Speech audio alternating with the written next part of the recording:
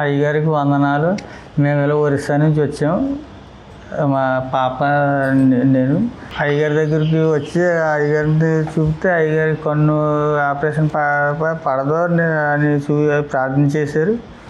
ముందర రిపోర్ట్లు వచ్చినాయండి అప్పుడు, కానీ కంటికి ఆపరేషన్ పడుతుంది అన్నారు. ముందర అలాగే ఒక కన్ను కూడా ఆపరేషన్ పడింది, ఇది కూడా పడుతుంది అనుకున్నాం. అంటే ఆ తర్వాత అయ్యగారి దగ్గరికి వచ్చాక అలా ఆరాధన టీవీలో ఒకసారి ప్రోగ్రామ్ చూసి అయ్యగారి దగ్గరికి వచ్చి ఇలా ప్రార్థన చేసి అయ్యగారు ఇంకా అబ్బాయి ఇది పర్లేదు, సైన్ చేసి ఇస్తాను, బాండ్ రాసిస్తాను అన్నారు. మాకే ఆశ్చర్యం వేసుకొచ్చి ఆపరేషన్ పడుతుందని డాక్టర్ ఏమంటుంటే అయ్యగారు ఏమో పడదంటున్నారని మాకు డౌట్ వచ్చి మళ్ళీ చెకప్కి వెళ్ళినప్పుడు మళ్ళీ అప్పుడు చూసి రిపోర్ట్లు అవి అన్నీ తీసి వాళ్ళకి 2-3 సార్లు టెన్షన్ వచ్చింది. వాళ్ళకి ఏంటి ఫస్ట్ సారి ఎలా వచ్చింది, మళ్ళీ ఇప్పుడు వాళ్ళే అనుకుని అప్పుడు డాక్టర్ గారే అన్నారు ఈ అబ్బాయి ఆపరేషన్ పడదు అని.